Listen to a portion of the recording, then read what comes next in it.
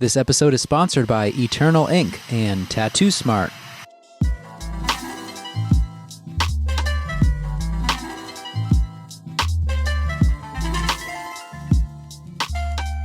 Hi, I'm Andrew Stortz, and we're back with another episode of Books Closed. And I hope you had an enjoyable holiday and a nice new year, as I did. And I had a few weeks off from the show, but now I'm back, and we've got the whole second half of Season 3 coming at you, starting right now.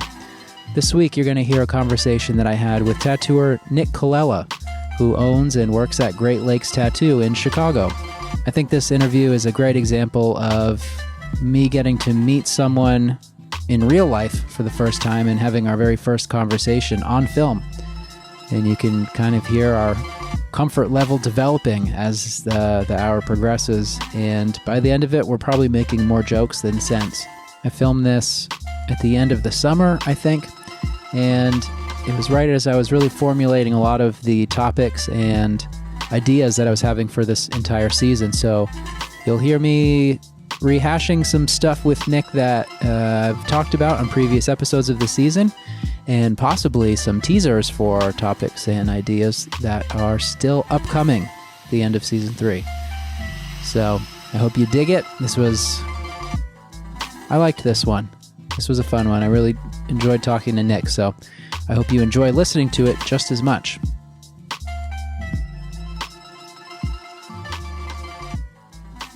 All right.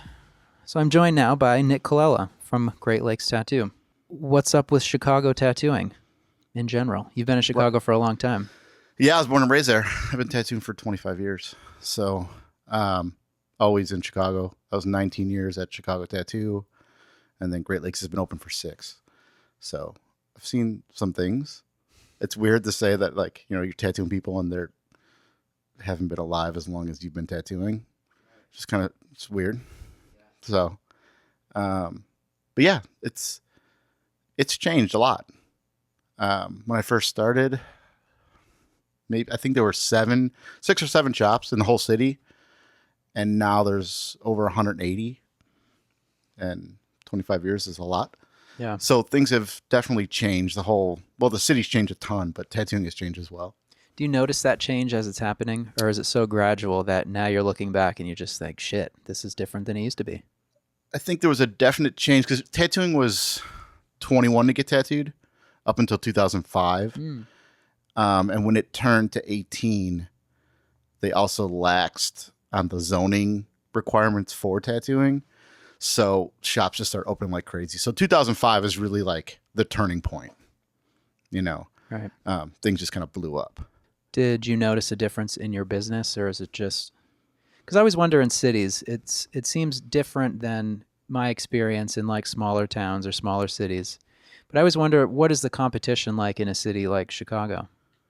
Chicago used to be crazy competitive. Yeah. Because there was only 7 shops and we all hated each other. Like that was it. It was like everyone, a couple shops got along and a couple shops didn't give a shit. And then everyone else was just, they hated each other. Like the shop that I came in from was was Chicago Tattoo. So Dale Grande, who's the owner, he had been tattooing since 71. It's the oldest shop in the city. So everyone came from him. And so there was kind of like, I don't go to any other shops. I don't do really conventions or anything like that for a good portion of the time I was there. So yeah, Chicago's real weird. It's like, it's a gangbang city. It's divided, like north side, south side, west side. And it's strange to think that, I don't know about gang culture, but gang culture really permeates everything there. It's pretty strange. Well, it did anyway. Yeah. Yeah, I see your posts about like gun violence statistics and stuff there. Good times. It's crazy. It's nuts. It's such a... I've never been there. Does it feel crazy when you're in town? No, it's definitely a tale of two cities. It's so... I love that place so much. Like I grew up there. My whole family's from there. I have such love for it. And then it is so divided and so segregated and so racist and such a bummer. Like, and it's weird. Like you would never know that if you got off the airplane and came to my house and came to the shop, you would never be like, oh, there's kids getting murdered like crazy 7 miles away. Yeah. Yeah, it just doesn't. It's a very divided place, which is very unfortunate. Yeah. At the shop, you guys, it seems like you've always taken a stance on no racism, no homophobia, all this stuff that, to me seems like a no-brainer, but you kind of have to put that out there now. Do you think that's a byproduct of Chicago, or is that more just like a overall cultural awareness that's... I think it's an overall cultural awareness. Like, I was involved in scenes early on that we're super anti-racist and all that type of thing. And it was just something that's common to me and normal to me. Yeah. But with strange administrations that are going on and things, people feeling as marginalized as they are, I wanted to put it out there so that people knew, like, we don't give a shit what you are, who you are, what you believe in, what you don't believe in. I don't care. Mm-hmm. Like, it's just it's a tattoo shop. So as far as inside the tattoo industry, who do you think the most marginalized group of people are? Black people. Like, look at Instagram. Yeah. There's no black skin being photographed. Right. I mean, there is, but you got to be looking for it. Yeah, you have to look for it. Yeah, that's it. It's like with anything, the way that certain styles are more striking. It's the same thing where maybe with, I don't know. I mean, on a darker skin complexion, there's just less contrast. Absolutely. So people don't want to put it out or put it up, or it's like not as, I don't know. Well, I mean, it's a weird thing. We've always been told, like, your tattoos need to be bright and blah, blah, blah. And on darker skin, they're just not. It just doesn't work that way. Color takes in the color of your skin and shows after that. So it's, on someone who's lily white, tattoo super bright. Yeah. Well, hopefully. Yeah, right. Go to Sweden for all those tattoos. Yeah, totally. So one thing that we had talked about, I think you had sent me a message after one episode I did, kind of talking about, I think I was grappling with like the sense of tattooing's ethics, like the unwritten rules, but then also applying it to the real world. And I think that I've always felt that there were some things that were just given or expected to be understood that I never really understood why. And I never questioned it. Right. We're talking about like the quote unquote harsh apprenticeship and that type of thing. Right. Yeah. Right. And I'm seeing now how it's all connected to maybe the reason why certain people are marginalized from entering tattooing or have a harder time finding people who will teach them or, all these things. Sure. And it's something that I never considered because I'm not affected by those things. Right. So I'm just living in my dream world bubble. Sure. And I think I've learned a lot from the show to see that tattooing is bigger than like the little traditional tat bro bubble that I've existed in. Yeah. I mean, even this weekend, I've been talking to people and just like trying to really like, oh yeah, it's not what we all have in our mind that it should be or is or was or is going to be. It's so ever evolving. And to someone like me, I had a real hard time with that.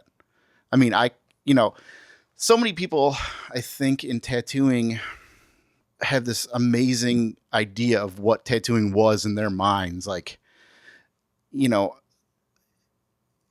I don't think it serves their purpose for what they're doing now. Like all these old guys talking about it was so rough and we were fighting and there's hammers and beating people with bats and blah, blah, blah. And sure, that might have gone on. Like at one time, it was a rough business.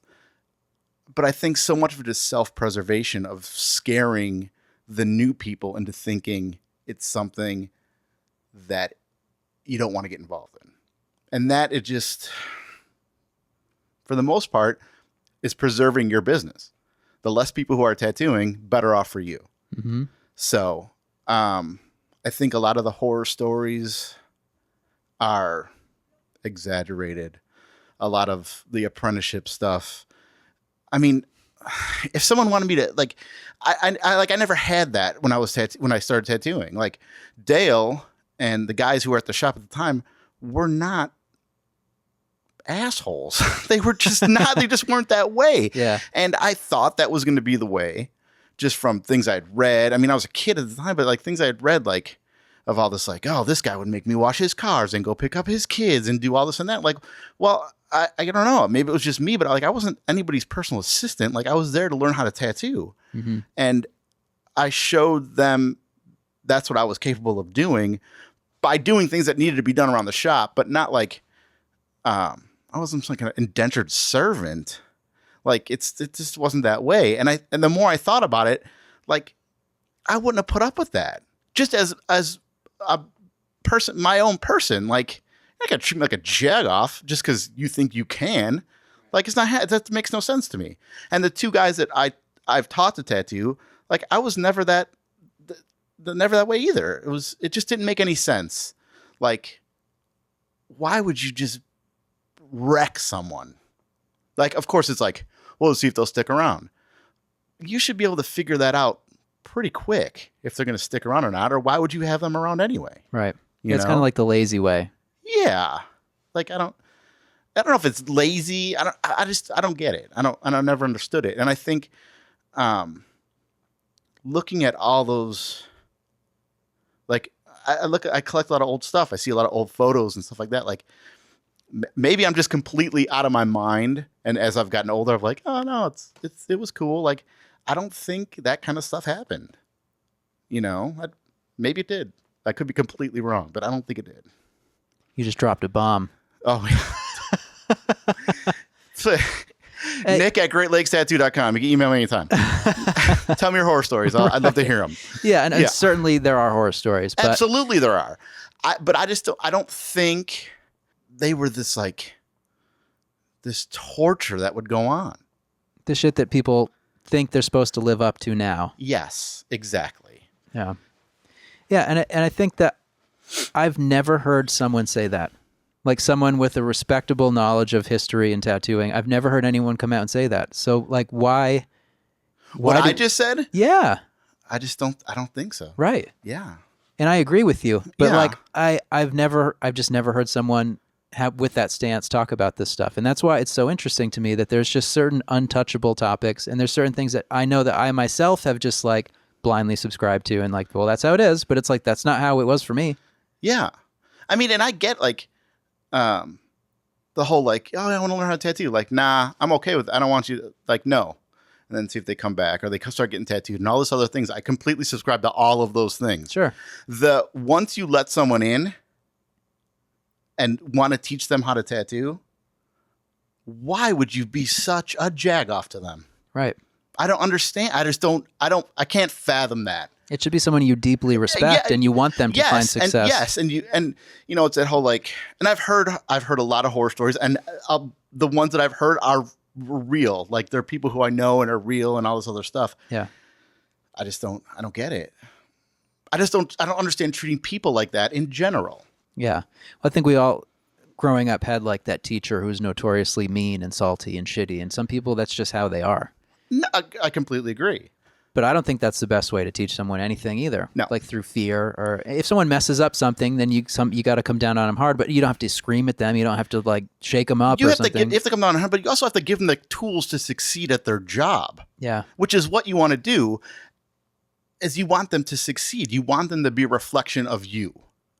I mean, really, that's what you're. Totally. That's why you're showing someone something. You want them to take what you know and what you can give them and run with it. You know what I mean? So if they screw up, yeah, okay. Let's figure out why you screwed up.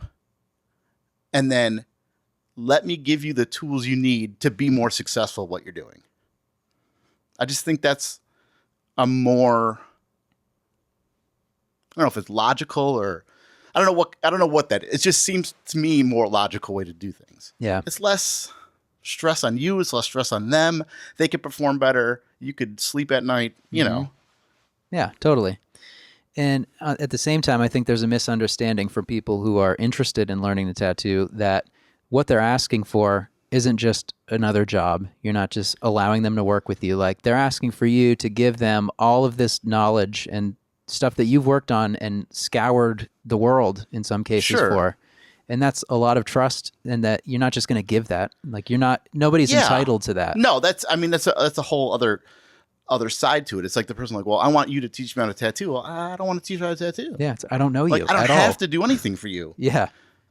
If it comes down to that, where we have this arrangement and agreement, cool. I will show you how to tattoo, and you know, you'll learn however long it takes.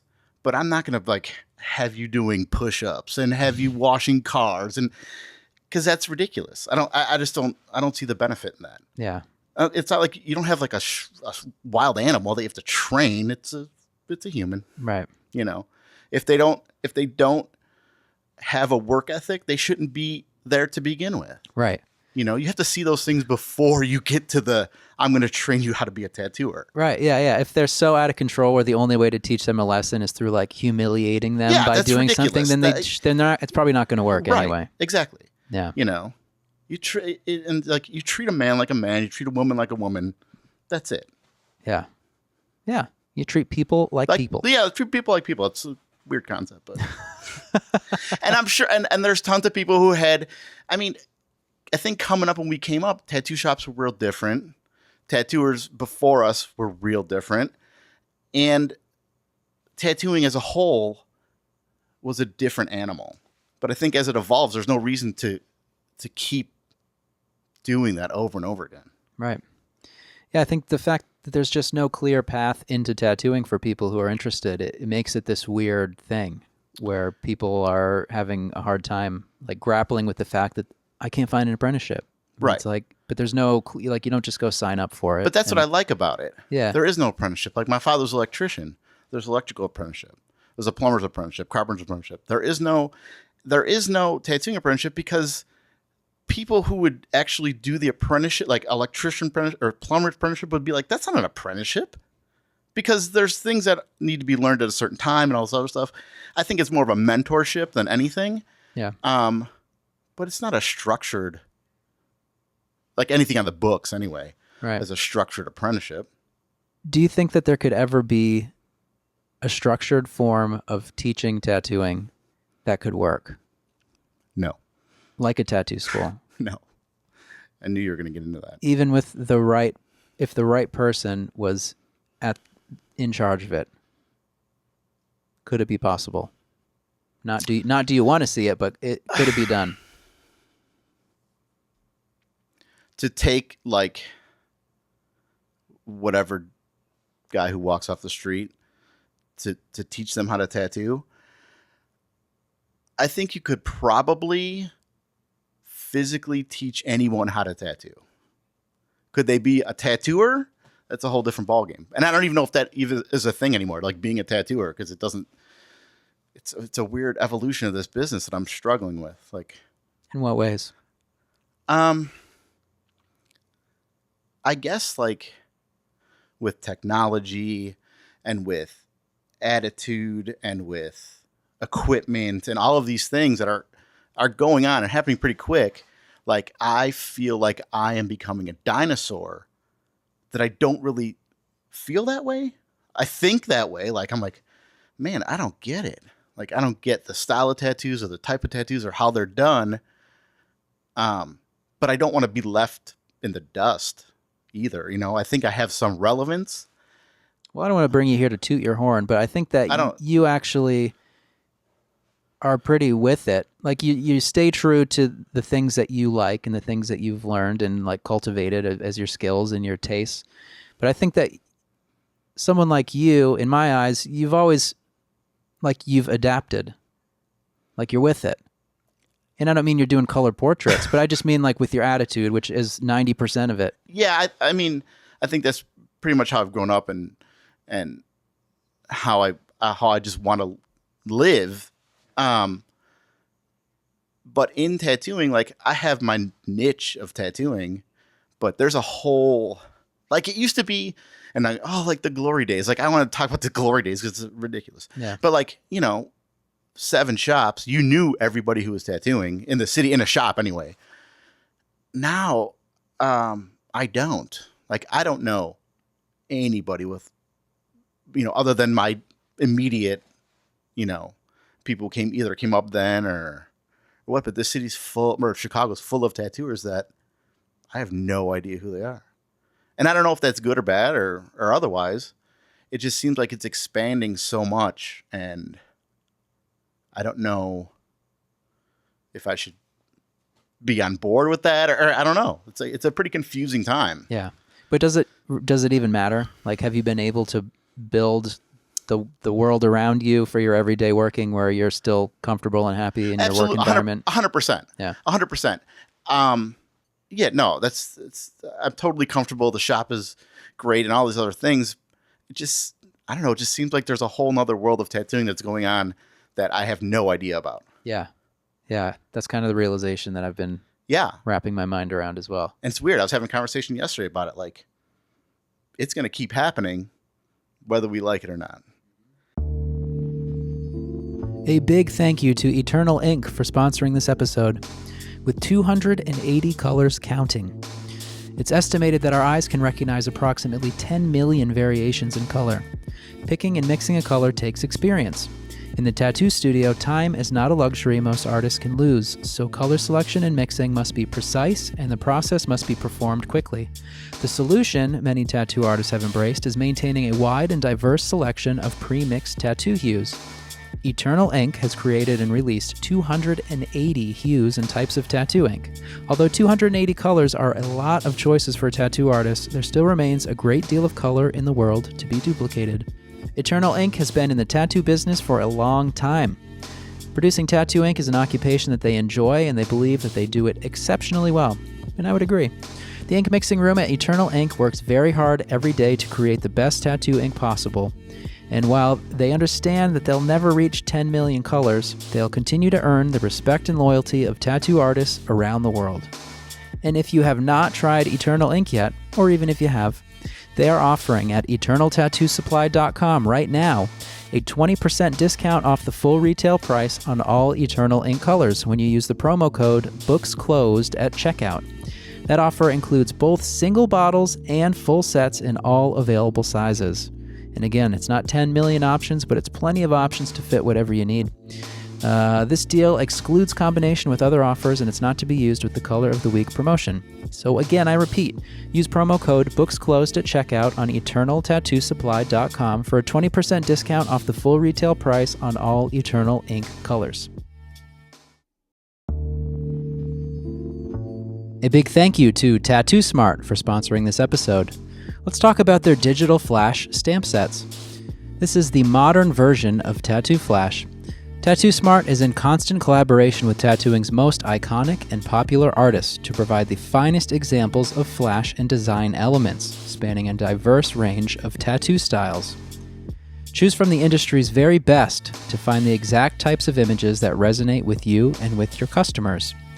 You can efficiently mock up tattoo ideas and examples, and this is something that you can do in a consultation setting with your clients if you'd like. Really streamlines the process. You can use the images as you would traditional tattoo flash, or as a starting point for a more customized design. So what this all means, these are collections of images, flash images, and you can stamp them in, and the way that I like to use them is stamp it in. It can help you rough out a layout. You can put another layer over it and then draw your version right on top of it, so you can still keep some of that form, or you get that starting point. It really streamlines the drawing process. I dig it. Tattoo Smart has a bunch of great flash stamp sets, like the Peonies and Maritime and Dharma sets. I think you should check them out. If you're feeling like you're mentally blocked with drawing, or that you just draw the same stuff all the time, or you want to try something new, these stamp sets might get the creative juices flowing. So head on over to tattoosmart.com and check them out. There's a special discount for all Books Closed listeners. If you use code BOOKSCLOSED, you get 15% off all of your Tattoo Smart products, not just the digital stamp sets, but everything else on the site as well. So again, that's code BOOKSCLOSED at tattoosmart.com for a 15% discount off of your entire Tattoo Smart order. think about the most different looking tattoos right now that are also like popular and trendy are like the very minimalistic, almost primitive, like what I would say is a badly done tattoo. Yeah. Badly designed, crude, very crude drawings. Sometimes they're tattooed clean and they're just like shitty drawings, and I say shitty in air quotes. Or sometimes they're just unskilled people that are scratching their whatever drawings on people. Right. But why do you think that is so prevalent now? Well, I think at one time tattooing was real weird. Yeah. And real strange and a little different, and now it's not. So you have people that are trying to go even farther with like I've always said that like about the black workers who like are scrubbing black over people's faces. Mm-hmm. People are like, oh my God, that's disgusting. I'm like, it's just, it catches my eye. Like, I'm like, whoa, that shit's crazy. Yeah, it's intense. It's different. It's intense. And it's like, that's how it used to be when you had tattoos in your forearms or your neck tattooed or whatever. Right. And now that's not it. So, and I think getting back to those primitive drawings, I think it's people are just like, I don't need the tattoo shop. I could do this at home, or I could do this wherever, or I hand poke or whatever. And it's all this, I guess it's all in the same bucket, you know? I don't know if the hand pokers are like, oh, those guys who do shirts tattoos are strokes. You know, I don't know if that's a thing, or they're just doing their thing and whatever, because it's a whole different generation of people. What I've thought is that it might be a response to the fact that people can't get the opportunity to work in tattoo shops and to learn from people. So that's just what you're able to do. And then they're also attracted to that like different look or something that's like edgier. I think that's possible, but I think, but they're taking that like unskilled look and making it a genre. But is it unskilled does it turn like, is the unskilled look turn into their look and then that's all you need to know? You know what I mean? Even like I'm trying to learn more and more every day. Like I've had the iPad conversation and all these things with my wife recently. Like maybe I'll do this iPad thing. And I texted the guys at the shop and they're just like, oh, great. You've been bragging on iPads for months and now you're thinking about getting an iPad. But it's like, I don't know. Should I try and learn more or whatever else? Are those people trying to do the same? Or does it matter? Yeah, it's hard to say. Yeah. It's hard to know. Yeah, I just feel like it's such a response to the closed nature of tattooing, at least what a lot of people might experience when trying to pursue it. I mean, how could you show everyone who walked in how to tattoo? You can't. That's the thing. Right. Yeah. It's not that if someone asks me, I should say, you should never tattoo. You're not worthy of it. You don't love it like I do. Of course they don't. No, you just can't get... I mean, yeah, it's funny that you say that. Like, my wife, who's definitely the brains of the operation, is like, I'd bitch about something, and she's like, you got to remember, no one, like, in the way that she says, no one's going to love it like you do. No one thinks, no one's going to take as much time as you do. Thinking like, I have a very skewed idea of what my time and everything is. But I mean quite literally, like someone just starting, there's no way that they understand enough about tattooing the way that we do after peeling the layers back and stuff. Right. So you can't hold people that standard. But so I wouldn't want to teach someone, but I wouldn't say you'll never learn. You shouldn't even try. Like I just can't learn here. Yeah. I'm not the guy. Yeah. Yeah. I mean, that's one way to do it. I mean, I just tell people no. Yeah. The two guys who I've taught, they were around for a long time. And then it was just like, okay. Like, not that you broke me down or whatever, but it was just like, all right, let's do it. And I see myself when I first started tattooing is like, I used to come to Chicago Tattoo and just hang out and hang out and hang out and hang out until like they needed me to do something. I was like, oh, it's a hangout type of thing. It's like, or whatever. And then I got close to those guys and whatever else. But yeah, I think a lot of people, it's the first thing. It's like, nah, you tell them nah, and then you wait and see if they come back. And if that happens, so many people are like, nah, I'm not going to teach you how to tattoo. And then they're like, all right, cool. I'll just learn myself. Like, oh, okay. Right. Good luck with that. Like they almost want to be told no, just so they're validated and sure doing what they know they probably shouldn't do, but they're like, well, can't find a place, so now I'm going to do my own But thing. it isn't. I don't know if they even think they shouldn't do it anymore. It's so non-taboo. They're so non. It's just, That's true. It's not a big deal. Yeah, you buy I mean, so many people are hand poking, like college kids. Yes. They're just hand poking shit on each other and themselves all the time. Right. It's very like, oh, whatever. Yeah. Well, my friends look good. I don't know what happened with this one. Totally. I saw my friend. He got a tattoo. It was great. And then this guy, I don't know what happened. All right. Yeah, it is weird. Even in the past 10 years, I remember when I was first starting and people were getting stuff on their forearms, and I would remember, because I was only 21, 22 when I was starting. Sure. And I didn't have, maybe I had some stuff on my forearms at that point, but I was myself very cautious about where I was getting tattooed and trying to not like get too ahead of myself or like getting my neck tattooed or anything right away. And I remember really telling people like, hey, it's your forearm. Maybe you should put it on your upper arm or your back or your ankle or somewhere, think about it. Mm-hmm. But now I never even crosses my mind. Someone wants a forearm. I don't even think about it. It's just not a thing. When we first started, we couldn't tattoo any necks, any hands. And like the same thing, like below the elbow was like, are you sure? Yeah. You know what you're getting into. Mm-hmm. You're always gonna be able to see it. You can't hide it. I remember even when I first got my hands tattooed, the owner of the shop being like, What are you gonna do? Like, what if something happens? Because that was a big thing back then. Like, they're just gonna get rid of tattooing. They're gonna outlaw it. So you have to be able to get another gig if it happens. I'd be like, I've been in a tattoo shop I think I was in tattoo for 10 years or 12 years before I got my hands done. And then another 5 before I got my neck done. And even then I felt like, man, did I blow it?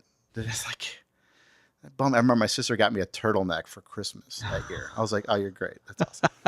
Like, whatever. But it was a different deal. Now kids are getting their forearms done or their necks done. And I mean, I tattooed a kid who got his first tattoo on his neck. Like, I'm like, are you sure you want to do it on the neck? Oh, yeah, absolutely. I'm like, yeah? And he's like, absolutely. Sit down. Yeah. And I think neck is still a little gnarly just because it's like when you look at someone's face, it's their neck. You know, you can see their tattoo. But I feel like most other spots, it actually probably won't hinder people's lives. No. Like we're at that point where it's actually happening, where it's okay. Yeah. Navy kids come in, they can get their hands tattooed and their necks tattooed and stuff within certain parameters. It's pretty interesting how that stuff, the ebb and flow of it changes. Well, I mean, us being by the naval, well, not too, like an hour away from the naval base, they either come to Chicago or Milwaukee to get tattooed. And we went through like when I first started, like every 2 weeks, all the sailors would come down to where we were at and they'd get tattooed. And then for a long time, they couldn't get tattooed. And then it's back open, and then you can only do this. And then I need a picture of it because I have to show whoever to get approval. And now it's a free for all. I have to be able to cover it with my hand was the thing. Yeah, exactly. And so like you put the stencil on and they're in the mirror with their hand over the stencil. Totally. You're so just like, times. Okay, man, whatever. No one cares. Yeah. Yes. And that's such a funny rule because what does that even mean? It's like so unscientific. Right. And it's like, what if you got big hands? You're fucking laughing. Because it doesn't matter. Like really, at the end of the day, it doesn't matter. Right. Like you should be your value should be based on your performance, not on your appearance. Yeah, especially in the military where you're like giving it up for your job. Like that's such a higher level of commitment than most of us experience in our jobs. Yes. Where I think there should be a little leeway for people to live as they want. Absolutely. But I think that, this is just my speculation, but I think this sense is that they don't want these kids young in the Navy, and then all of them just get covered in tattoos, and then they're out of the Navy by the time they're 25, and then what? Then they're fucked. Right. Because they don't have other skills necessarily yet. Yeah. And so in one sense, I can see where I would think that the reason behind it isn't to just like make a rule, and it's not necessarily based on like old thinking, but when you're young and impressionable and in like this tight-knit crew, I could see how a lot of kids could fall into like a crew and they're all doing something and it's so normalized in that pocket of their life, but no one's in the military in that capacity forever. Sure, exactly. I don't know. Next up on military talk, we will cover gun cleaning. Oh, you could talk to my guy next to me on that. So yeah, let's talk about some of the cool stuff that you guys do at Great Lakes. Okay. Like the events. That's a little bit more of my speed. Yeah, let's talk about that stuff. It's fun to speculate and think about the doom and the gloom, but I think the cool stuff that you're involved with is unique and worth hearing about. And maybe some people don't know what's going on, and they'll go check it out. Yeah. So you guys didn't do the walk-up classic, right? That's what you call it? Yeah, walk up You classic. didn't do the walk-up classic this past year, right? But in the Yes. past, you were doing... Yeah, we did 3 years of it. Yeah. And then on the third year, in the middle of it, I got a call from the health department. Told me that it's like someone dropped a dime. That's what she said. So someone called on us that there were too many tattoos. In Chicago, in Illinois regulations, you have to have so many sinks per tattooer. And so the shop has 9 stations. We have 3 sinks upstairs. And then we actually have it's like a split level. So we have a gallery in the basement where we had to walk up. And then we didn't have enough sinks in the basement. Like I counted like the sinks, like I counted the bathroom sink and there's a kitchenette or kitchen back there. So we count the kitchen sink and I just kind of like, cool, we're good. And it's not the case.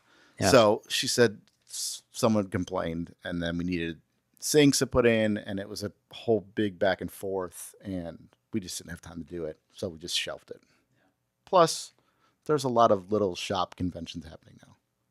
So, I want to bring it back, but I just have to square all that stuff away with the city. Right. Did you notice that was a lot of your normal clientele that was showing up for that, or did you see a lot of new faces that you hadn't seen? Both. Yeah. Like, I'm always curious, like, who finds these events that tattoo shops put on? Yeah, it's weird. Well, I mean, we had the idea for the walk-up after doing the Montreal convention. So if people don't know what it is, you had a bunch of guest artists come in, and it was just like... There's 20 sweatshop style, yeah, just totally. Crazy, all hands on deck, just that's doing it. A shitload of tattoos. Yeah, everyone paints a sheet of flash. We have a show on a Friday, like a gallery show. And so, yeah, Great Lakes is split level. So you walk up 4 stairs, there's a tattoo shop. There's 9 stations up there. You walk down 10 stairs, and there's a gallery and all kinds of stuff down there. So the gallery has shows in like 3 or 4 times a year. And total sweatshop. Like there's... the walk up is like tattooers everywhere. So we had this idea after the Montreal convention. We're all sitting at breakfast, like exhausted and like, oh, we didn't get to see Steve Byrne this whole time and Robert Ryan and like everyone's working, trying to hustle, make money. I was like, this is exhausting. Yeah. Like everyone's traveling to see each other, yet no one can see each other because everyone's trying to make up money to pay for their flight and their hotel and their expenses. And I was like, we should just start going to each other's shops and fuck the convention. And then I was like, well, we have enough room. Like, we should do it at the, like, whatever. I think Robert was doing stuff, did like a little convention at his place beforehand. He said, yeah, it was great, whatever. So we kind of just took that and blew it up a little bit more. And everybody painted a sheet. We had a dozen of our friends. And we're like, all right, we'll see what happens. And we had a little opening the day before, and everyone comes out for free beer, all that stuff. And then, Saturday we open early and close early, and then we make dinner reservations for all of us that night and for both nights. And my wife and Allison, our shop manager, like got lunch brought in and breakfast brought in, and just like it was just like a tattooer thing, and it was awesome. Mm-hmm. And which is such a welcome change from most, not all, but most conventions. Like I like the little convention. Like this one's awesome. Angela Miller's is awesome. Yeah. I go to one in Germany. It's fantastic. Andreas has one. It's great. Yeah. So I get a call from one of the neighbors in the neighborhood of the shops, and he's like, "Hey, what's going on at the shop?" At like 6 a.m. I'm like, what are you talking about? Like, there's a bunch of people lined up. And I was like, what are you talking about?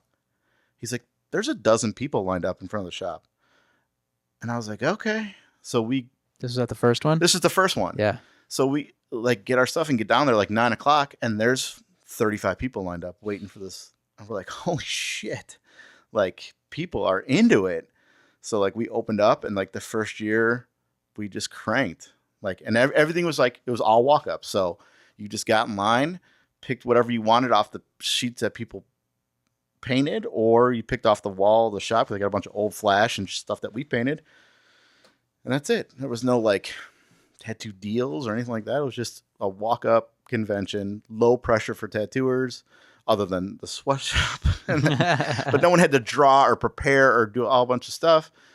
And it went off awesome. And then we did it a couple more years. And the second year, the same thing. They're lining up at 5. And then last year, a guy got there 1 a.m. and slept on the sidewalk. And I'm like, and he was a Navy kid who was a regular.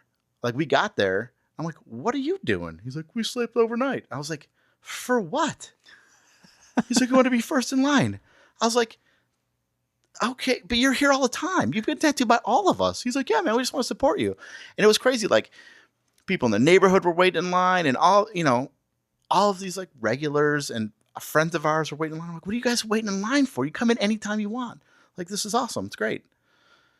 And then it got shut down. Sync gate. Yeah, it's over. I think when people say the magic of tattooing is gone, I think that is a testament that it can still exist, because you don't wait in line for just like a thing you buy. Right. Well, that's not well, true. Yeah, it's actually completely wrong. But in the same way, people who love sneakers, people who love technology, I think there's magic in that for them too. And it's a similar thing. Like, what would possess you to sleep on the fucking sidewalk to get a tattoo at a shop you've been to a million times? The chef at the restaurant a half a block away, who I see every day, I was like, oh, what I got next? Oh, this bee. I'm like, who's getting it? Kevin from the restaurant. I was like, are you shitting me? You could have came Tuesday at noon. Like, no big deal. He's like, no, man, it's great. This is awesome. Super exciting. I'm like, okay, great. Yeah, they just want to support it. Yeah, that's it. It's just one to support. Yeah. Because no matter how many times these people get tattooed, they still see the value in this experience that's different. It is. To me, I mean, Great Lakes in general is a pretty special place. Like, I get super heavy about it. Like, I go there early when it's quiet and just like, man, this is crazy. I would have never. I thought I would work at Chicago Tattoo forever because I'm a company man, and then Dale would retire. I would just take it over, and then that's it. Mm-hmm. And then to build Great Lakes with everybody who we built it with, and it's a really cool place. It's a heavy place. Yeah. Yeah. And I'm there every day. It's still heavy. Every day. Well, not every day, but most days. So what was like the morale boost? Because a lot of you guys that were at the other shop moved over together to the new place, right? Yeah. So when you guys get your new digs, you build it out just like you want it. Yes. What is that like? Refreshing? Terrifying. I mean, refreshing in a way that, oh, everything's new. Yeah. Terrifying in the way that, like, I struggled with leaving Chicago Tattoo for about 4 years, 4 or 5 years, when I realized, like, I don't think it's going to go this way. You know what I mean? Dale, he's an awesome dude, and he taught me a ton, and he gave me the freedom to do whatever I wanted at Chicago Tattoo.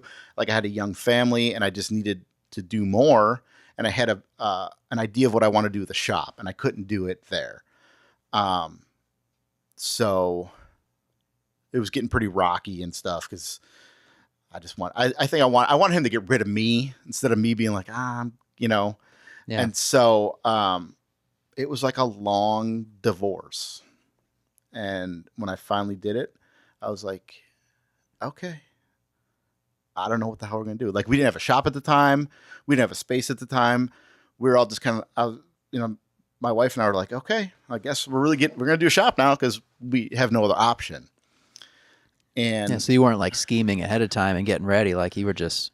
Yeah, we had talked about it a bunch, like, if we shop, what neighborhood we go to, and blah, blah.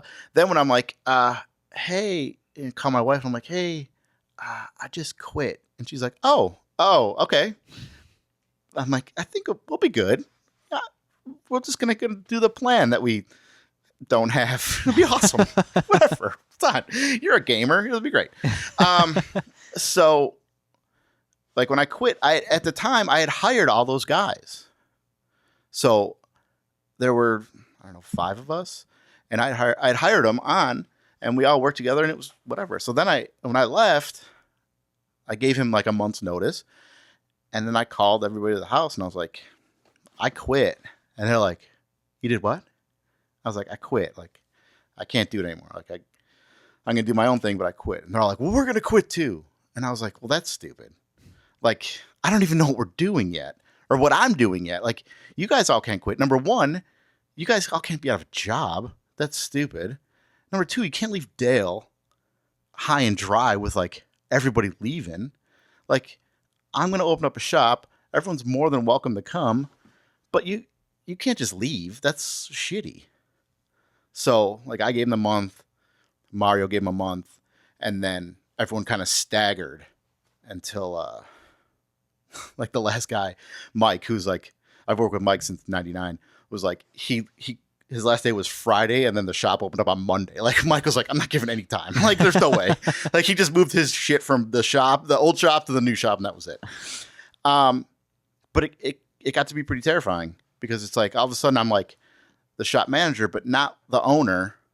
And now I'm the owner, and now I have way more responsibility. And it's still, you know, Dale used to tell me like, oh, I stay up at night sometimes thinking about this place. I'm like, for what, man? This is great. We're killing it. It's busy and blah, blah, blah. Now there's some nights where it's a little bit harder to get to sleep because you're like, oh, I have 10 guys who were, you know, more than that, 14 people who rely on this shop. Everyone's buying houses and stuff like that. And it's like, as cool as it is, it's still terrifying. You know, it's terrifying. Like, what if it does stop? What if it does slow down? You know? Yeah, that's the uncertainty of tattooing, I guess. I think it's any business. Yeah. Yeah, gotta be. That's it. You know, you're just trying to think of ways and, you know, everybody could like, I'm true to it. I'm so true. Well, you're so true. That's great. But if there's no business, what are you true to? Yeah. You know what I mean? You're only as good as your clients allow you to be. That's it. You know, if there's no clients, then it doesn't matter. Yeah, it's always interesting because it doesn't seem like tattooing really slows down. It doesn't. I mean, you know, there's certain times economy wise where it'll slow down and people hold on to their money and stuff, but it hasn't seemed like it's slowed down, you know? Do you think you'd feel less pressure as a shop owner if you weren't close with your employees or the people that work at the shop? Well, closer didn't give a shit. Well, I mean, because these are people that you've worked with for a long time. Yeah, so we're you all feel tight, a tremendous responsibility to make it work. Like, yes, absolutely. So probably not. If I wasn't close with them and they were just like another person to fill a spot, yeah. Yeah, not that you wouldn't care about them being successful, but I could see the pressure being more because you care for these people. It is. I mean, like Eric, I've known since I was 15, and Eric, I've known since I was 15. Me and Beatdown went to high school together. Me and Miles have known each other for 30 years. It's crazy. There's a lot of, you know, we've been to every wake and wedding and kid's birthday and childbirth. Like we've always been there. So it's heavy. It's a heavy thing to think about. Yeah. Yeah. But it's also the greatest thing ever. It's the fucking coolest. It's so rad. Yeah. It's so cool. I feel like there's not a lot of crews in tattooing that have kept it together like that over a long period of time as far as working together. Not well. It happens, but it's rare. Yeah. Yeah. I'm very, very fortunate. That there's some shops where when people are close, you can see their work all starting to not look exactly the same, but some shops have like a look. But I think everyone at your shop is very diverse. Yeah, I didn't want the look. Yeah. The look is cool, but having a diverse look is very cool too. Yeah. I think that caters to my taste more. Yeah, I like the look of good tattoos. And I don't really, it doesn't matter what they are. If they're good tattoos, they're good tattoos. You don't have to come and be like, oh, that's some great legs. Like it doesn't, you know, whatever. So yeah, I think, and I got that from Dale, who was like, as long as you're doing good tattoos, it doesn't matter. Like you want to do black and gray, you want to do portraits, it doesn't matter. Like as long as they're good, it doesn't matter. And they gave everyone the freedom to do what they wanted to do. These days, it almost pays to specialize for a lot of people. And sometimes I wonder, could I benefit from focusing more instead of trying to be good at everything? I also don't, it used to be like, oh, my tattooer can do anything. Like you should go see him. They could do anything. Yeah. And now it's like, oh, my person does this. but he does it really well. And you should see him because of that. Yeah. Yeah, it's strange. Like we were always taught like you had to do lettering, you had to do black and gray and color or whatever you had to do. And now it's definitely not like that. And I don't know if I don't know if I could try and change gears. Yeah, because I like the variety. I like it's like fishing. Yeah. You don't know what's going to come in the door. Just kind of hang out until something. Sometimes you hook into a good one. Sometimes it's a stinker, but whatever. Yeah. Yeah, it's cool to take it on, and I feel like you get a lot of different types of clients that way when you're willing to do different types of work. Yeah. And it's always interesting if someone, to me, if they're like, oh, I want a rose, I still have no idea what they want it to look like because it could be one of 10 different approaches. Right. Yeah, you're like, do you see anything on the wall you like? Do you have anything in your phone that you like? Yeah. I need to know because this could go totally wrong. Totally. Yeah, you got to give me, it's a partnership here. You got to give me some, some hint of what you want. Yeah. But then I also think if I really focused on something, think about how much progress I could make on that thing. And would that be more rewarding to me over, to develop this one thing. Like, would I feel more fulfilled by really diving into something specific? I think you have to have so much of a passion for that one thing, though. Yeah. Which I don't. I just have a passion for tattooing. Like, I just like tattooing.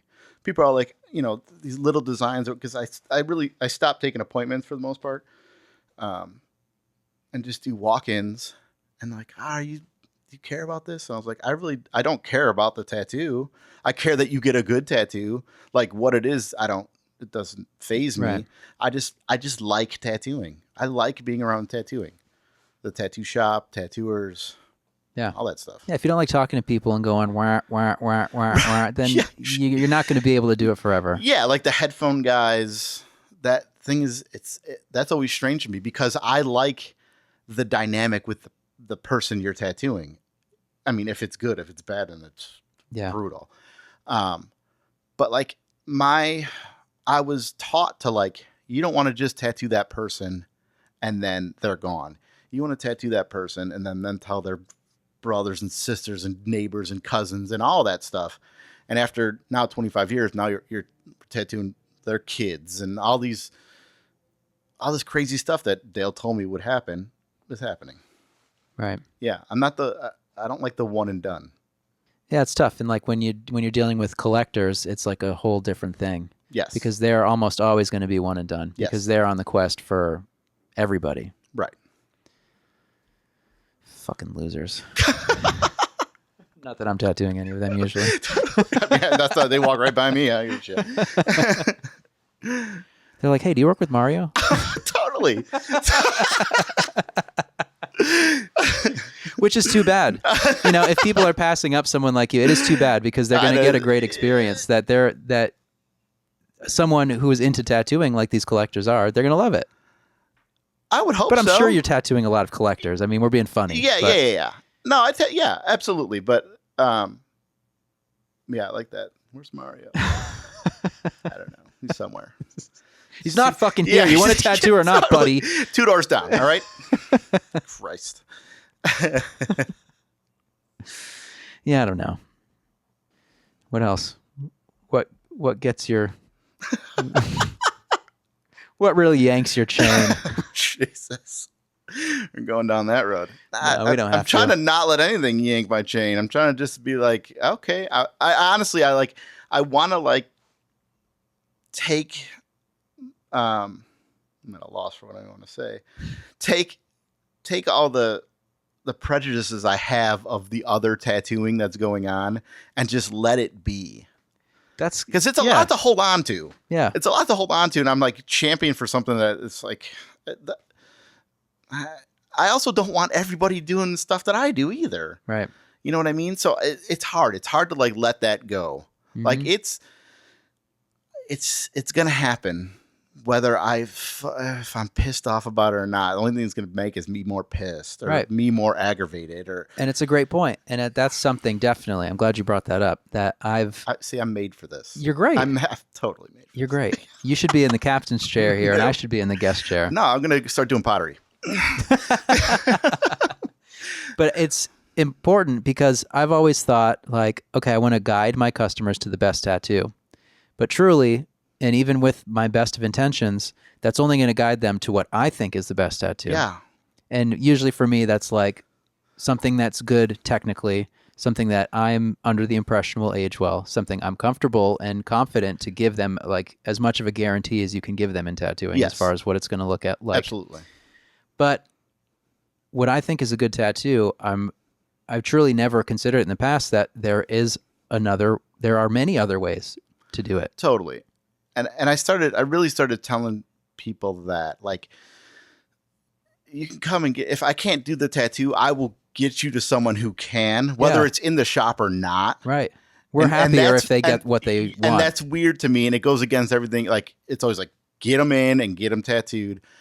But sometimes, like, we have a guy, Kevin, who does everything perfectly. Like, this, you want 20 bands down your arm, a quarter inch apart, like, no problem. You want portraits, no problem. All this other crap. I'm like, if I can't do that, which I can't, like, go see Kevin. If Kevin can't do it, we will send you somewhere. Like, what? Just get a good tattoo. And there's a lot of forms of that good tattoo now. Yeah. Because there's a lot of options. The good tattoos were like the ones on the wall. Like when I first started, we tattooed, it was only off the wall. There was a bunch of Cliff sheets. There was a bunch of Dale sheets. And if you couldn't find it, well, it probably didn't need it. You know what I mean? Yeah. And now good tattoos come in all forms. There's tons of good tattoos in every style. Mm-hmm. It might not be my style. I might not like it. It doesn't make it a bad tattoo. Right. It really doesn't. And it hurts me to say that. Yeah. But yeah, it doesn't. And people know what they want because a lot of times customers can be very misinformed. Yes. They're also more educated in the sense that they're able to research and actually find what they like. Yes. Whereas in the past, when there wasn't as much information or the wealth of images of tattoos to endlessly search through, right, that you had to kind of get a number of tattoos sometimes, and sometimes ones you didn't really like in the long run. Yeah, to realize what you actually like. Right. And there's only so much you could do. Like you said, you want someone to get a good tattoo, one that's going to last, one that's technically good, and you're trying to convey that to somebody. But sometimes they don't give a shit what you're saying because they want what they want.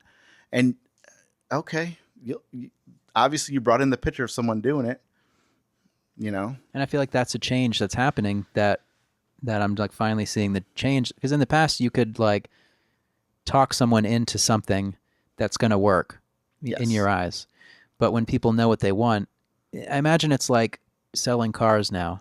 You don't go to the car lot to learn about the cars usually. No. You fucking know exactly what you want because you've researched it. You watch videos of people driving them cinematically through the fucking mountains. You know what they're paying. Yeah. You know what they cost. Yeah, you know the price. Yes. You know the price of the exact used car. You've seen photos inside of it. Right. All you got to do is sit in and drive it and decide if you want to deal with the cigarette smell in it or whatever it is. Exactly. It's got to be such a different job to sell cars now. Yes. The same way tattooing, it's like people know what they want. There's always case-by-case things, and there's always a little leeway with people.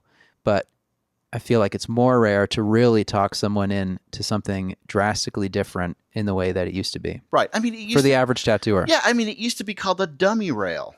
The dummies were on the other side of the rail. We were the expert, and like, we will tell you how it goes. We will tell you what works. And you still do that, but some people don't want to hear it. Yeah. And some people know you're bullshitting them when you're like, no, it's not going to work just because you don't want to do that tiny lettering. You know, so the experts aren't on the other side anymore. I mean, we are, but it's, you know, there's this battle for who knows what. And you could tell people to go fuck off all the time. Beat it, get out of here. You know what you're talking about. That does nothing. No, it's just going to hurt you. It's all it is. And I'm not saying you have to conform and have a hand poker in the corner or whatever, but people know. Like, the cat's out of the bag. It was way out of the bag before I started. Like, they're just running, you know. What are you going to do? You have to do what you have to do for yourself and your family and your shop and everything else. You know, if you want to be the old crazy dude who like, oh, that guy's nuts, go in there. He's going to yell at you, scream at you. Okay. Be that guy. Yeah. You can be Some alone. people want that experience, but yeah, not the majority. Yeah. I don't want to do that shit anymore. Yeah. Like, so I have people who answer the phones and meet people at the counter. Like, you don't want that shit. And you're not doing tattoos for $30 anymore either. Right. You know? Well, what do you think about the places popping up that are like spas, but tattoo shops, and they've really like tailored the tattoo experience to be like a boutique spa-like thing where you put on a robe and they give you a tea, and They do that? that's a thing. Oh, really? I didn't know. And I'm not saying that that's like becoming the norm, but like you're seeing stuff like that, which again is a response to problematic scenarios that people have identified. Sure. I mean, I guess it's not my thing. It's not in my business model or anything like that, and it's not something that I would want to seek out for myself or be a part of. But I mean, really, what are you gonna do? Right. I'm endlessly intrigued by stuff like that. Yeah, it's weird. It's weird when you have to write a 3-page essay on why you want to get tattooed or all that other crap. Mm-hmm. I don't agree with it. Some people want that. Some people enjoy that kind of interaction with it. Like, yeah, I don't know. And that's okay. It's heavy. Yeah, it's totally fine. Yeah. Just you're not going to get that by us. Yeah. You could just get tattooed. I mean, at the end of the day, no one's curing cancer. We're all just putting tattoos on. Right. I don't care what you're doing, what you're wearing. No one's changing, major medical, it's just, like I said, no one's curing cancer. Yeah. You're just doing tattoos. However you want to dress the pig up, go ahead. Yeah. That's your thing. That's your thing. Yeah. Yeah, I think I used to fall into getting bent out of shape when I'd see what I thought was like a lame, trendy tattooer. And it'd be like, oh, what the fuck? They're so busy. They're so this. Why, Comparing yourself to other people, which is never not good. Never going to benefit you. No. But it comes from lacking confidence, I'm sure, and like not having your footing yet. And so, in a younger or newer tattooer, I think we've all gone through that at different points. Yes. Because you're never born into tattooing confident and like killing it. No. Like it's so humbling to learn a tattoo because it is so difficult. It is brutal. Like insanely multiples of like difficulty higher than anything I've ever learned. Yeah, and this when you think you got a good swing on it, something knocks you down. Yeah. Yeah. Which is good, and that's what you need. Sure. But it's like heart-wrenching. Yeah. But I also think like, there's so many tattooers, and myself included, who have this persona that they think they're tied to. And I think like you need to be a certain thing. Right. And I've felt victim to that too, or not even whatever. And I think it shows a lot of maturity to be able to be like, yeah, I thought that way, or I was that way, and now I realize I don't have to be that way. Like when you can learn, you can say no, and the reason can be I can't do that. Yeah, it's okay. It's fine. Yeah, totally. You don't have to be like, well, this type of needle I use, like it's not the best. Like you don't need to drop the ruse. I don't. You don't even have to say you can't. I just don't do it. Yeah. But even like my opinions on like those salon tattoos or hand pokes and all this other stuff, like fuck that. That's not real tattooing. I don't know, man. It's real tattooing. It's tattooing. It might not be my real tattooing. Yeah. It's tattooing. And people are drawn to it the same way we're drawn to the things that we are. The same way. Yeah. The exact same way that we used to like look in Chicago Tattoo when we were kids and be like, man, that's crazy. You can only talk about this stuff so long before you realize how fucking stupid it is. Well, to like get bent out of shape. Not, Yeah, to get bent out of shape. Yeah, I mean, it's going to happen. And I'm okay with, everyone's like, oh, Nick's a Chicago guy, traditional tattoos, and he fucking hates everybody, and blah, blah, blah, and chest eagles this, and blah, blah, blah, that. Like, it's cool. Like, tattooing is fucking amazing. It's the coolest thing ever. It has saved my life. It's provided my family and me with everything. If people are going to do that with tattooing, great. What else are you going to do? You do right by you, and whatever else they're going to do, they're going to do. You don't have to hate them or hold these grudges. You just, I don't like that stuff or whatever. Fine. Yeah. It's just someone else doing something different than you. Yeah. And I find that I'm more fascinated by it now, the same way that when I see someone do like a magic trick, I want to know how it's done. I never want to know. I love the mystery. Oh, I love to know. I love the mystery. Finding out how or why something is like my driving force, I think. Yeah. So in the same way where if I see someone who's endlessly popular and revered, and I think their work is very basic and not like, oh, it's basic, but like very basically drawn or... White girl basic. Yes. I Yeah. gotcha. But now I want to say, like, what is it?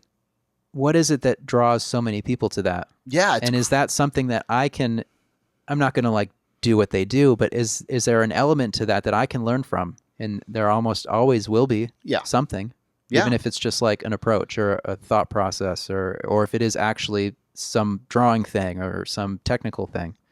And you can learn so much from, because they're doing it. It doesn't matter if you like it or not. They're doing it, and they're doing it better than you somehow. Yeah, in some ways. And even like the couple guys that I've taught, and they've worked at other shops. I'm just like, you will learn stuff from everybody, even if they're shitty. Totally. Like you will see things that oh wow, that's pretty cool how they did that, and their tattoos might suck. Yeah. But like they do that one thing, you're like, oh, that's interesting, and adapt that into what you're doing. I'm not saying put your little needle in your pocket and start hand poking, but there's things that you could grasp onto to help what you do be better. Totally. Like, I'm all old now. Slow down. Well, it's like the stereotype of traditional tattooers that you're going to, like you're saying, you're going to be salty and shitty and close-minded and like very staunch on your outlooks on stuff. And it's refreshing to see your attitude, but also the way that you do stay true visually to like the tattoos you do. And I think it's like a great dichotomy in traditional tattooing that I'm attracted to, because I don't want to get tattooed by an asswipe just as much as anyone else. Yeah.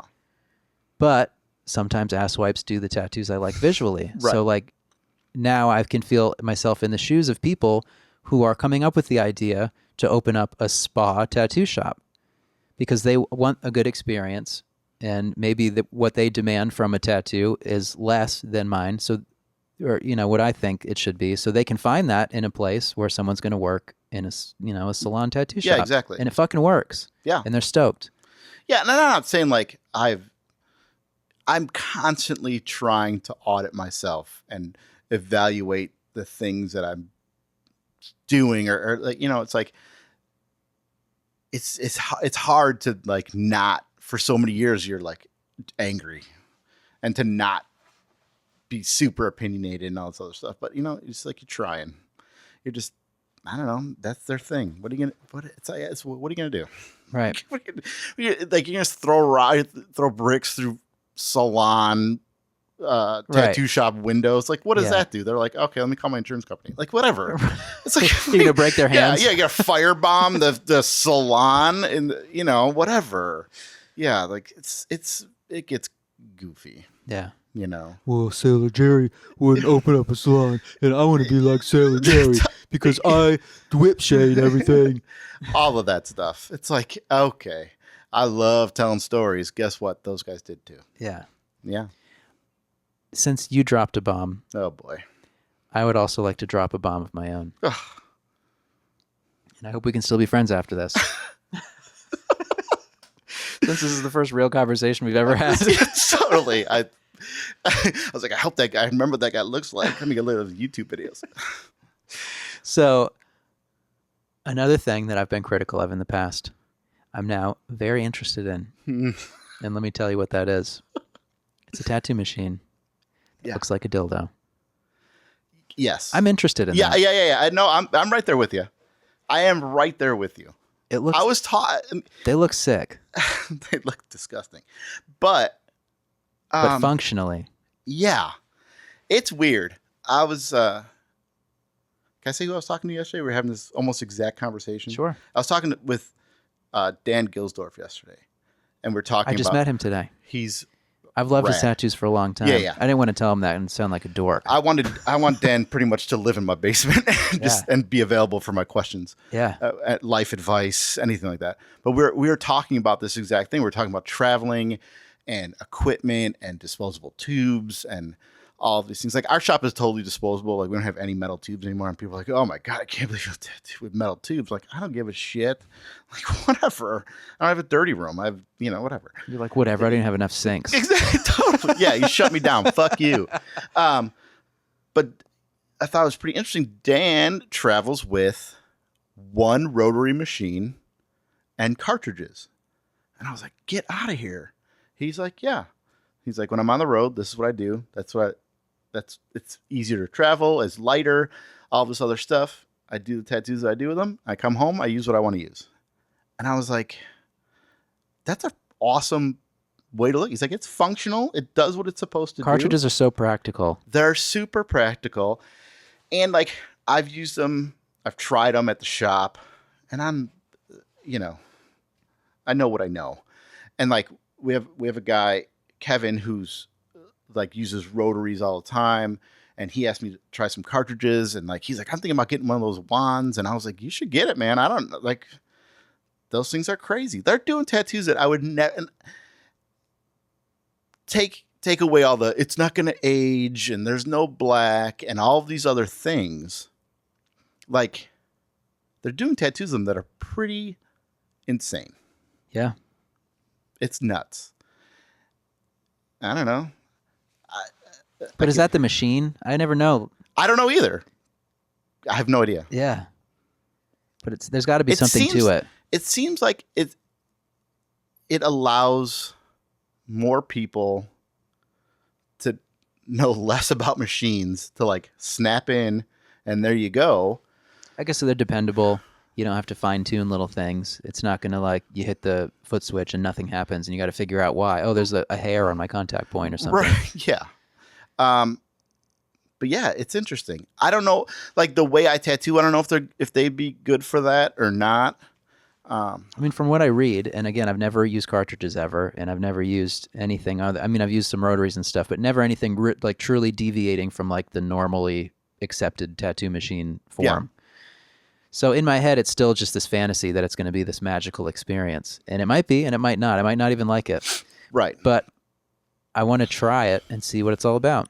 I mean, that's why I forced myself to use a rotary for like 6 months. Totally dug it. It was awesome. And then I just went back to coil. I was like, oh, I forgot how much I like coils. And then I'll go back and forth now. I don't see why not. I mean, the technology is pretty awesome for what it is. Yeah, we've got tons of ingenuity and money and development into this stuff for, right. For yeah, the first time. Yeah, but it's not tattoo rolling, so fuck them. You know what I mean? Yeah. It's like, what are you going to do? Right. Yeah, so why not at least try them? Why not? What if they jam? What if you can't use coil machines anymore? And that's all you have is the dick machine. Yeah. Figure out how to use it. Mm-hmm. I mean, at least try it. Yeah. See how it goes. I mean, I ordered all the cartridge stuff and snapped them in, and I was like, here we go. I was like, oh man, went through a box of them, just making sure I tried it. It was okay. By the end of it, I'm like, this is all right. Yeah. It's like, because think about all the times where you're like, oh, if I could do this a little quicker or better or easier. If I just set up this needle for a thing, but you're like, nah, I'll just try to edge it in with this other thing. That's exactly it. Like, oh, I have 7 machines set up. I never have 7 machines right. But like, yeah, like, oh, if I had a 3 to like, yeah, oh, that'd be great. Like, well, I'll just fucking use the mag on its side on an angle, and like try right. to exactly. Yeah, and you're just like, bing, bing, just snap it in, and here we go. Yeah, and it's just like Dan's like, I bring 1 machine. Yeah. And you're not taking any shortcuts. No. And you're not bringing an extra suitcase because you need 8 boxes of tubes. Because again, when I always feel like I don't know what people are going to ask me for, so I need everything: right. 3s, 5s, 7s, 9s, 11s, right. Like 3 different size mags. You do much nicer tattoos than I do. I mean, I have 7s and 9s, 7 mags and 9 mags. That's it. So it's like, but just like I'm happy to do whatever, but right. I need to bring a lot more tubes. So to me, the idea of having like a little box of tons of cartridges sounds sick. Yeah. You've never tried them? Never. You should try them. But I think the more that I'm getting asked to do more like bigger and more elaborate black and gray tattoos, which I'm actually really enjoying, I'm like, well, that's what all the people that do the best stuff of that is. So there's got to be something to it, whether even if it's just hand fatigue or because I'm feeling it more now because it's just more demanding to be like constantly shading like all day. Right. So I mean, there's got to be. They can't have that kind of industry without it working. yeah. Let's buy them. Okay. I'll send you one. I am. Yeah, totally. I am. Oh, I don't want to say what company it is because I don't know who's going to sponsor this episode. It's probably some machine builder who's fucking pulling their hair out right now. Oh God! I see the look of disappointment when I was using a rotary. I was like, "All right, relax. It's just a fucking rotary. Yeah. You know, it's cool. Yeah. But it's the I'm new. still Nick. It's okay. Yeah, the new Bishop Yes, wand. exactly. I want that shit. Cool. Let's do it. Yeah. I'm gonna do it. But I would still feel there's still times if I'm like working out of my own little, because like no one I work with day to day would give a shit about anything. We're all pretty open minded about stuff. Yeah. But if I'm like working somewhere else, I would have to admit that I'd be like, maybe I'll leave the wand at home. Totally. But why? That's so fucking stupid. Totally. Because it's not like I'm presenting this thing like I'm some like super traditional core tattoo. Like there's nothing about me that someone would expect that I'm like on the straight and narrow traditional path. I did the same thing before I came here. I was going to take the D20, put it in a little case, and I was like, I'm going to get shit. Put it down. Just Fuck put that. four The other D20, machines. I do every tattoo with the D20. See, you're a sellout. That's cool. I'm tattooing faster than everyone else, and it's actually healing pretty Yeah, good. exactly. Yeah. They're like, oh, you're using a rotary? I'm like, yeah, I'm going to wreck this guy's chest with a rotary instead of a coil machine. Whatever. It doesn't matter. Yeah. If it does the job, it does the job. I think a turning point also was when Kings Ave started putting out all their cool little, like, well-produced video clips on their Instagram and stuff. Like, whenever it happened where they're like, we're hiring a fucking video guy. Yeah, totally. And it's nice. It's cool to see that stuff. Yeah. But I'm, like, watching the videos, and they'll show, like, all the people working, just a little clip of them, and you zoom in. They're all using rotaries. Mm-hmm. So- Absolutely, 100%. And so how fucking stupid, but also funny, that I see that I'm like, cool, rotaries are allowed now. Yeah. It's so lame. I hate feeling like that. And I think that's why I'm so drawn to like trying to figure out It do I feel like I can't do a certain thing because some unwritten rule is. holding me down. It's strange. It's like the fear of judgment. Yeah, it's like, you know, carpenters use certain hammers for certain jobs. Finish carpentry, rough carpentry. It's all. What's the difference? And they're not all using old splintery gnarly hammers that their grandfather used. They're going to get the shiny ass new like airplane steel whatever hammers. Right. Because that's efficient and that's better. It's more monetarily practical. Right. It's just better. Yeah. They don't have the straight handle. Everything's ergonomic. I mean, all that stuff. And I don't know why. I really don't, unless it's just so rooted in just infantile bullshit, you know? And it's not even that these wands or rotaries are necessarily better than coils or than anything else. We all work differently. Our hands are different. Yes. Our arms are different. I'm left-handed. I tattoo like a claw. We were just talking about that the other day. Yeah. Yeah. That's so weird. So what I need is different than, and my money bumps on my ring finger. It's not on my middle finger. Oh, weird. It's because I'm holding it like a fucking animal. Right. But not even, an animal wouldn't even do this. Right. Like a mythical creature, I hold the tattoo machine. And so I will need something different than you will. Yes. It's just what it is. Right. I use huge red rat grips because my fingers wrap around it so many times. If I use a little tube, I can't do it. Right. Because Right. I'm Right. like fisting the fucking thing. Yeah. So why is it any different where maybe it's better for my hand to have less weight or a different weight distribution of a machine? Sure. Why can't I grab that dildo machine and let her rip? Let's go. They're downstairs, I think. Fuck. I mean, it's even, you know, a lot of people are like, well, it's a tradition, you know, people use that a lot. And I, cool. I'm 30 years old. Like I missed everything cool about tattooing anyway. So like, why I pretend? I just caught the tail end, so whatever. Yeah. But I mean, I do like there's something like you could see this guy was using that coil machine and I'm using this coil machine or whatever. Yeah. That's cool. But like, and a lot of people say, oh, you put white, you do traditional tattoos, you do white. Hey, guess what, man? If they had white back then in the 20s, they would have been using fucking white. Right. If they had something that was the best technology they had at the time. Yeah. And that's it. Right. Like acetate stencils were the best thing they had at the time. And when there wasn't they didn't need acetate anymore, they went to what we do now. I mean, it's like, whatever. Yeah. You know? So you're here to say fuck all tattooers. Fuck them. I'm here to fuck you. Yeah. Yeah. Come see my wand. I'll be out in the streets with it. Tattooed on Grand Avenue with a wand. Yeah. Yeah. With some wireless battery pack that I buy from China. Totally. I'll be getting shocked I did all switch the to time. a battery though, which is pretty cool. Like for your power supply? Yeah. Yeah. Yeah. I haven't done that in a while. I went back to it. It's great. Yeah. I mean, some older versions of things are better, but it's a different thing. I did it because of the circus travel cases that they used to. Oh God. I also I ride a horse to work every day. Totally. I ride one of those bikes with the huge wheel in the front. Yes. Yeah. I mean, I put out something like either if you don't get dropped from a spaceship or you're not if you don't jump out of a vaudeville box, you're not really a tattooer anymore. Right. It's like Jesus Christ. Yeah. It's like, oh man, I'm gonna wear spats and look all. They wore those because that's how they had to wear. Yeah. What are you talking about? You know. I wanted to make a video where I used no modern convenience in tattooing from every step of the way. Nice. But I don't even know how deep I could go to it. Like, can I even use a pencil? Like, how far back am I going? Right, exactly. But I think it would be funny because people that might complain about a wand machine or about whatever new thing that comes out, they're taking a picture with their iPhone. Absolutely. They're on Instagram to market themselves, and they're boosting their post with their credit card. Exactly. And just everything. At the end and of there's the a big day, screen TV in the waiting room of their shop. Right. At the end of the day, all you want to do is good tattoos. Yeah. Yeah. Tattooing still amazes me. Yeah. You know, that's it. It's still fucking cool. 25 years, it's still awesome. And it's cool to try new things because it's a monotonous, repetitive thing. Yeah. So even if it's just a vacation from your everyday thing, try some new shit. Yeah. It's fun.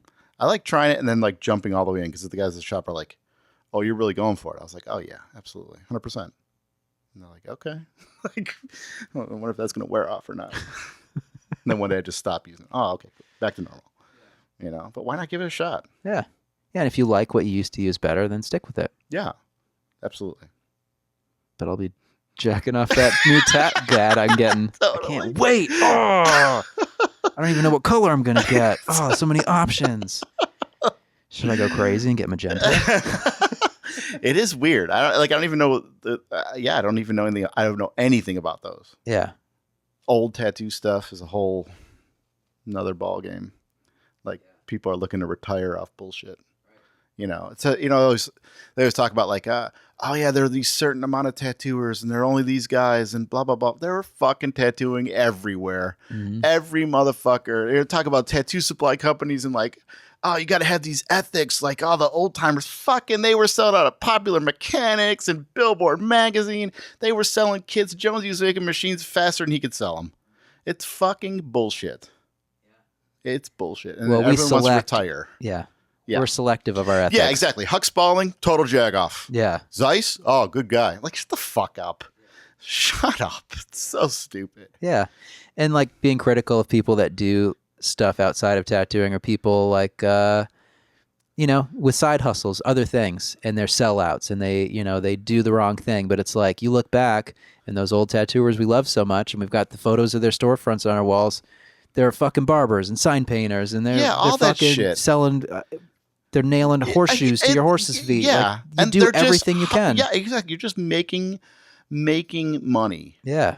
Someone's like, oh, how do you think Tats Thomas was? I was like, first of all, I have fucking no idea, but I'm hoping he's just hustling, scamming motherfuckers like everybody else was. Like, what do you think? I don't know. I have no idea. No idea. They're all dead. You can make up whatever stories you want. Everyone's dead. Right. Well, I wear the same cologne as him because I know that it was like his essence, so I wanted the same essence. That is disgusting. Right. But yeah, it's like, I don't know, man. At a certain point, you got to give it up. Yes. You can love history and you can love the past. Yeah, but you don't have to justify it. You don't have to live it. Yes. It's not now. Right. Yeah. It isn't. It's not now. You're researching him on the internet. Right. Like, it's over. That part is over. You can over. love it the same way that you love an old baseball team. The 1948 Yankees. Love them. They're great. But it's not that way anymore. No, not. And the glory that you think they had, they were just a bunch of drunks anyway. Totally. Fucking just wasted. Yeah. Their baseball or whatever. Same thing with the tattooers. Like, oh, he was a great guy. No, probably not. I mean, he might have been. He could have been a fantastic guy. Most likely, probably not. Oh yeah, I feel like most thing I learn about like the great classic tattooers, it doesn't make me like them more necessarily. Like once you've seen all their flash that's out there and you love it, and you Right. know we all trace it and fuck it up. But the more you learn about them as people, totally, it's like you almost don't want to know because it's not a good thing, and you can see how the roots of tattooing haven't been great, and that's why we're like trying to climb out of a hole collectively, or at least some of us are trying to climb out of the hole and like help. Yeah, fix I mean, it. it's like whatever they did had lasting damage Yeah, to tattooing. it set a From, like, precedent. from like the, tattooing royalty to like just a bunch of fucking scumbags stabbing each other in the back and like, tattooing drunks for fun. Like crazy shit like that. Like I remember years ago there was like tattooers who were like bum fights, like they're in like the video. I'm like, you guys are a bunch of fucking jagoffs. Like, what are you doing? You're just you're scumbags. Like, don't treat people like that. Right. But again, I think that's people living up to the persona Yes. that they think like this is what a tattooer should be. And I feel that way at conventions so much. We're at Pagoda City Convention right now, and I don't feel that way here because this is like a pretty selected group of like good, respectable tattooers. Right. But if you go to like a general convention, I feel so not part of it. I feel like I don't belong at a tattoo convention. Yes. Because people are like peacocking so much to like be that tattooer, whether it's their appearance. And yes, that's my judgmental gaze of someone's appearance. Yeah, I could. Yeah. But the way they act, they're loud. They're, the way they treat people, the way they talk to people. I think this small kind of convention and like the selected people that you think of, we are a tiny, not like, and then I'm saying we're better than or whatever. It is a tiny percentage of overall tattooing. Yeah. And I think we forget that at times. Totally. Like, there's a ton of dirtbag tattooers. Just like there's a ton of dirtbag cops and dirtbag, whatever. Of course. It's like, and we get lost in the we're keeping it together. Like we're really not. There's a ton of them. Mm-hmm. This is a small. I was tattooing people who are like heavily tattooed. They're like, oh, I didn't even know this convention was going on. I'm like, oh, because you're tuned into something else. Right. Yeah. Yeah, and that's how all these like crazy, like outer thought, political views and stuff are like gaining traction now. It's a similar kind of thing where there's Absolutely. like there's a venue for everything, and it can get super dangerous. Not to like compare fucking tattoo bullshit to, the real world and real issues. Right. But And then that's what it is. It's like, this is, and then of that small percentage in tattooing itself is like, people could give a fuck. They could give a fuck about tattooing. What are you gonna do? Yeah. I don't know. I feel like the clarity that I'm like coming into, it feels very freeing, and I feel a lot more calm and accepting of just everything because I'm kind of seeing how things actually are outside of this little world that have had my head in the dirt. Right. in. Yeah. And it feels good. I think, I like finding people like you and like everyone on the show for the most part is like people that could be easily like stuck to these things, but it's nice to see people that I look up to that have the open-minded view on things that I strive for myself. That's it. It's like, it's a struggle every day to try and just be like, okay, like I probably don't know the best way. I'll listen to this. And sometimes I get in a funk where that's not the case. I don't want to hear fucking anything. But you come back to it. And I think a lot of it is like, I have kids now. I'm trying to set better examples for them. Just like being inclusive to like other tattooers, all this other thing. Like, I can't be a total dick and then tell my son, like, don't be a dick. It doesn't work. I'm trying to raise good humans. Yeah, and that's a whole other thing. Trying to lead by example has got to be hard. Never-ending pressure. It is. It's hard. I don't know. See how it goes. Yeah. How old are your kids? 11. Well, my daughter will be 11 this month, and my son's 8. So they're like real people now, too. They're That's totally crazy. real people, and they have opinions and things. They have all sorts of things. My daughter's way into Bowie now. she's like headphones all the time and like listen to Bowie and like rolling her eyes and all kinds of things. And the same thing, like my son is he's like way into video games. And I'm just like, hey man. Or he's even into like watching video games. That's I'm the like, thing. what do you do? Why are you watching somebody? He's like, you watch guys play baseball. And I was like, shit. That's true. You're right. I'm like, all right, well, a half hour, you're done. Carry on. Yeah. Like, what do you, like, you're 8 early, trump me. Cool. All right. I'll see you later. Want mac and cheese for lunch? I don't know. Fucking, I can get out of here. Get out of your way. You know, it's so true. It's like, Yeah. It's a juggle. It's interesting. Yeah. Well, it's funny when you're young, you think, I'm never going to be that old guy who is like out of touch. I'm always going to know like what current stuff is and current music. Like it's not that hard to keep up on it, but it's so easy to lose sight of like what's happening. Yes. It's weird when you walk in your house, you're like, what are these guys doing? It's like you don't know who's on the radio. No. You watch No. like the Grammys come on, it's the top artists in popular music. You don't know a single kid who's performing. Yeah, no. And I'm not that old, so for me to feel that way, I can only imagine someone 10 years, 20 years older than me. Yeah. It's crazy. Yeah, it's weird. So yeah, it's like trying to keep that balance of being a good example to them and like trying to raise good people, while still holding true to the whip shade. You know what I mean? It's kind of rough. It's rough. Oh God. Well, that'll do it. A big thank you to Nick Colella for being on the show this week, and all of his info can be found in the show notes. And go get tattooed by him in Chicago at Great Lakes Tattoo. And let's not forget to one more time thank our fantastic sponsors this week, Eternal Ink and Tattoo Smart. As always, I'm Andrew Stortz, and you can find me on Instagram at Andrew Stortz, STORTZ. And if you want to keep up with the show, head over to booksclosedpodcast.com, where you can find information about every single episode that has ever been, along with videos and info about all the guests. You can get some merch, get a t-shirt, get a pin. Show your support for this show. Because if you don't, well, I don't know, nothing will happen. But if you do, thank you. And if you are compelled, you can leave a 5-star rating and perhaps a nice review on iTunes. Coming up next week, I've got a great episode for you that I'm very excited about. So look out for that. And thank you for listening. It's nice to see your beautiful shining faces back after our short winter break. And I will see you on the next episode.